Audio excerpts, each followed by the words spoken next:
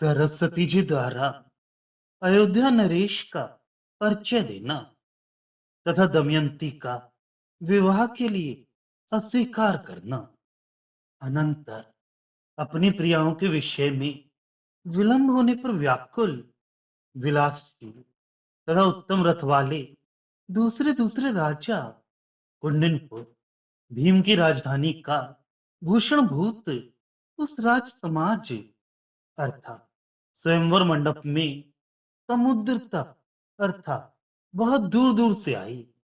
अपनी प्रियाओं में अनुकूलता धारण करने से उन राजाओं को स्वयंवर में पहुंचने में विलंब हो रहा था। फिर भी उत्तम रथ वाले होने से ठीक समय पर ही वे स्वयंवर में पहुंच गए। दूर दूर से उन राजाओं के स्वयंवर में आने के बाद दमयंती के वैराग्य को अपने अपने विषय में निश्चित कर अधिक श्वास लेते हुए पहले आए हुए राजाओं से उनमें दमयंती के अनुराग न होने का अनुमान किए हुए अतः श्रृंगार आदि चेष्टाओं में प्रकाशमान अगाध आनंद समुद्र वाले अर्थात दमयंती ने अभी तक किसी राजा का वर्ण नहीं किया है। अब तो ये हम लोगों को ही वर्ण करेगी। इस विचार से अत्यंत हर्षित नवीन राजाओं से युक्त उस सभा के होने पर दमयंती का स्वयंवर आरंभ हुआ। चलते हुए पैर वाले अर्थात गमनशील अथवा रुके रहने पर भी पैर चलाते हुए भारवाहक लोगों ने सवारी से चलने में भी ये दमयंती थक गई है, ऐसा कपट वाक्य कहकर उस दमयंती के पैर की प्रेरणा की चेष्टा से कि इस राजा को मैं देखना चाहती हूं तथा सवारी को यहां रोको, ये स्पष्ट आशय वाली उस दमयंती को राज समूह में स्थापित किया। अर्थात एक स्थान में खड़े रहने पर भी पैर को चलाते रहना उत्तम भारवाहकों का स्वभाव होता है। भारवाहकों ने दमयंती की सवारी को राज समूह के बीच में रोका। सरस्वती जी ने आसन को अलंकृत किए बैठे हुए राजा को लक्षित कर अमृत सरोवरों से अवगाहन को प्रारंभ कर बाद में अत्यंत आर्द्र शरीर वाली सरस उत्पन्न शुद्ध वाणियों को उत्पन्न किया, अमृत तुल्य सरस वाणी वाली, और कहा पुष्प के समान वर्ण होने के कारण आदर पाए हुए ऋतुपर्ण को वर्ण करो। तुम में मग्न ये राजा अपनी पवित्र अयोध्या का भी स्मरण नहीं करता है। चकोर की जिव्या इस ऋतुपर्ण राजा के मुख पर चंद्र की चांदनी आह्लादक सौंदर्य को किसी प्रकार पान न करे, किंतु तुम्हारे मुख का स्पर्श करने वाले तुम्हारे नेत्र रूप में परिणित चकोर की नेत्र द्वय को इस ऋतुपर्ण राजा के मुख चंद्र की चंद्रिका का चिरकाल तक क्यों आस्वाद नहीं करती हो, अर्थात कराओ इसके मुख को देखो। अर्थात चकोर जिव्या इस ऋतुपर्ण के मुख चंद्र की चंद्रिका का पान किसी प्रकार नहीं करे, क्योंकि चकोर जिव्या सत्य चंद्र चंद्रिका का ही पान करती है, असत्य चंद्र चंद्रिका का नहीं। और इस ऋतुपर्ण के मुख चंद्र की चंद्रिका के असत्य होने से चकोर जिव्या पान नहीं करती, तो मुझे इस विषय में कुछ नहीं कहना है। किंतु इसके मुख चंद्र चंद्रिका के असत्य होने से चकोर जिव्या के पान नहीं करने पर भी अतिशय सुंदर एवं हमारे द्वारा वर्णन करने में अशक्य होने से आह्लादक सौंदर्य का नेत्र को प्रत्यक्ष रूप से दिखलाना तुम्हें उचित है, अतः तुम वैसा करो।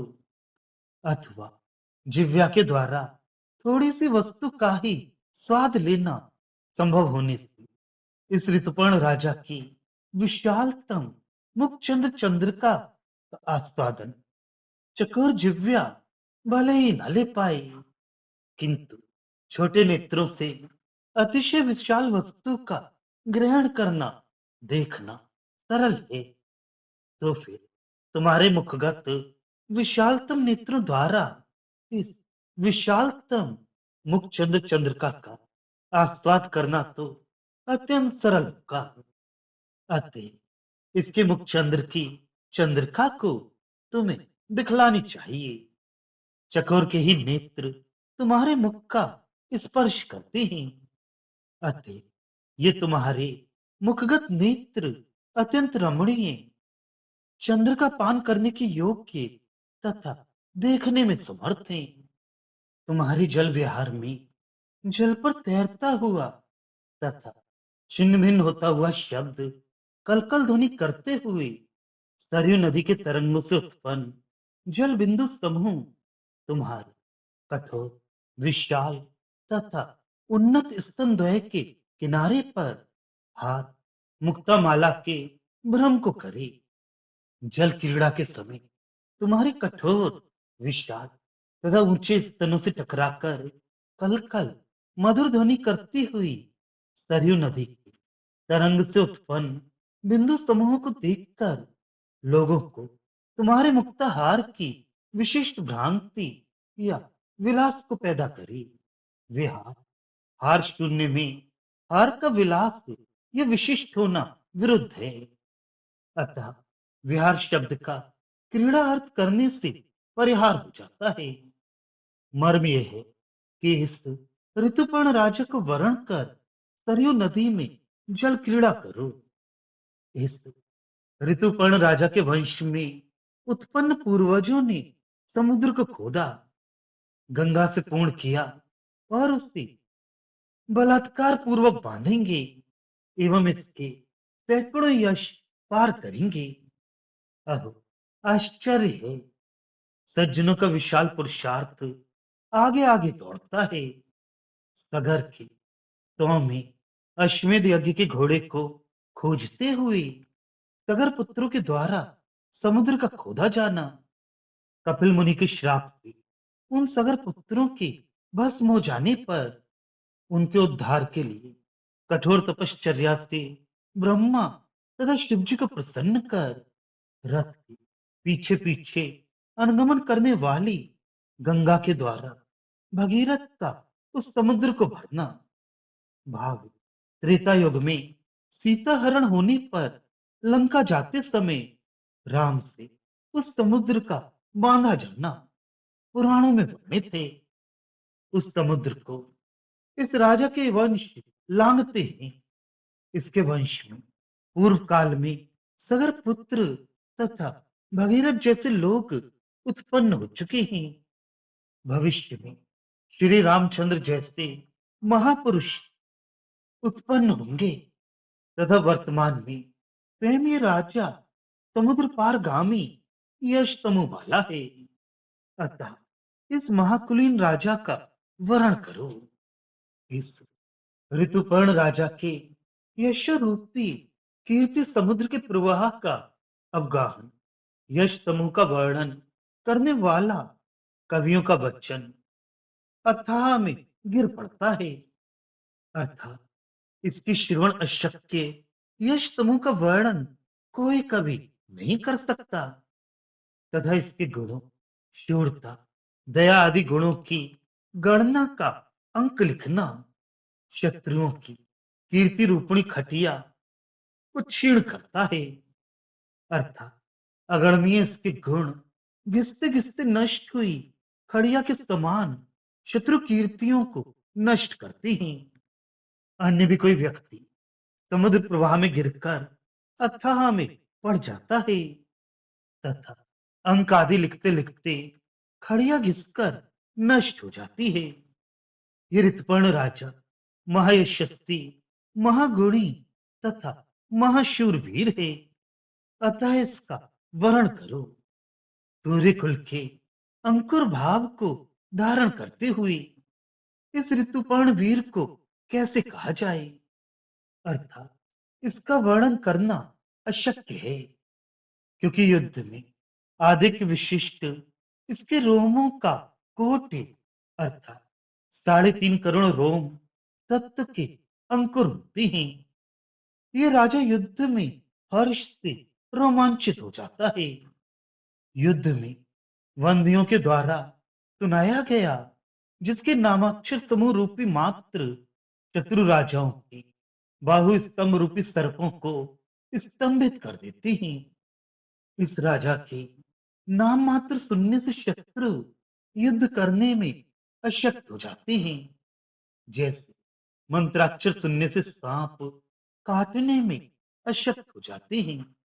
ब्रह्मा के वैसे बड़े 1 सहस्त्र दिव्य वर्ष प्रमाण के दिन को बनाने में, जैसे इस राजा के प्रताप रूपी विशालतम एवं चिरस्थायी सूर्य को कर्ता मानती हूँ, तथा समुद्र के जल तरंग समूह में वड़वानल को जिसका पृथ्वी में मानती हूँ, आकाश में व्याप्त शत्रु राज समूह को यश रूपी ताराओं को पराभूत करने वाला इसका प्रताप रूपी सूर्य किन वचनों के पार को नहीं प्राप्त करता है, अर्थात इसके प्रताप का कोई भी वर्णन नहीं कर सकता है। 30 घंटा का दिन मनाने वाला, आकाश में दृष्टिगोचर होने वाला यह सामान्यतम सूर्य 1 सहस्त्र दिव्य वर्ष परमित ब्रह्मा के दिन को बनाने में समर्थ नहीं हो सकता। अतः चिरस्थायी एवं अतिशय तेजस्वी होने से विलक्षण इसका प्रताप रूपी सूर्य ही ब्रह्मा के उतने बड़े दिन को बनाता है, अग्नि का जल बुझा देता है। अतः समुद्र के जल में बड़वाग्नि का रहना असंभव होने से उस समुद्र जल में प्रतिबिंबित हुआ इस राजा का उक्त अति तेजस्वी प्रताप ही बड़वानल है। और आकाश में ये ताराएं नहीं हैं, किंतु राजा के शत्रुओं का कीर्ति फैला हुआ है और उन्हें इसका प्रताप रूपी सूर्य मिटाकर नष्ट कर देता है। सूर्योदय होने पर ताराओं का नष्ट होना सर्वविदित है। इसके ऐसे प्रताप का वर्णन कोई नहीं कर सकता। अतएव इस महाप्रतापी राजा का तुम वर्ण करो। इस ऋतुपर्ण राजा के बाहुद्वय से उत्पन्न कीर्ति परंपरा रूपी गंगा, जिस कारण से शत्रु की अकीर्ति रूपा यमुना नदी से युद्धांगण में संगत हुई, उस कारण से उस रण प्रांगण में संगत उक्त गंगा यमुना के संगम स्थल में डूबकर अर्थात मरकर क्षत्रिय शूर वीरों ने रंभा नाम की स्वर्गीय अप्सरा के आलिंगन के स्थान नंदन वन में क्रीड़ा करने में अत्याधिक आसक्ति को आरंभ कर दिया।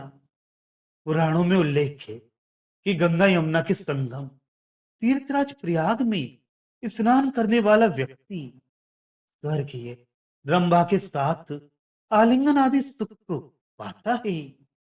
उसी प्रकार इस राजा के बाहुद्वय से उत्पन्न श्वेत वर्ण कीर्ति रूपणी गंगा तथा शत्रु के श्याम वर्ण अकीर्ति रूपणी यमुना के संगम युद्ध भूमि में डूबने स्नान करने वाला मरने वाला योद्धा रंभा के आलिंगन सुख के स्थान नंदन वन में अत्यंत आसक्ति के साथ क्रीड़ा करने लगता है। युद्ध में मारे गए योद्धा को स्वर्ग प्राप्ति, अप्सराओं का लाभ एवं नंदन वन में क्रीड़ा करना शास्त्रीय वचनों से प्रमाणित थे। बाहुद्वय कीर्ति के श्वेत गंगा तथा शत्रु की अकीर्ति को कृष्णवाणी यमुना मानना उचित ही है। इस राजा ने युद्ध भूमि में बहुत सी क्षत्रिय शूरवीरों को मारकर स्वर्ग पहुंचाया है। अतः वीर इस ऋतुपर्ण राजा का वर्ण करो। भीम कुमारी दमयंती इस प्रकार कान से सुनी गई उस ऋतुपर्ण राजा की प्रशंसा वाली सरस्वती के वाक समूह में होने वाले आश्चर्य से उत्पन्न कंपन से ही मनुवंशोत्पन्न उस ऋतुपर्ण राजा को विकृत नहीं किया। कानों से आदर पूर्वक ऋतुपर्ण की गुण स्तुति सुनकर दमयंती आश्चर्यित होकर सिर कपाकर उस मनुवंशोत्पन्न राजा को स्वीकार नहीं किया। आश्चर्यजन सिर कंपन से ही निषेध भी सूचित कर दिया।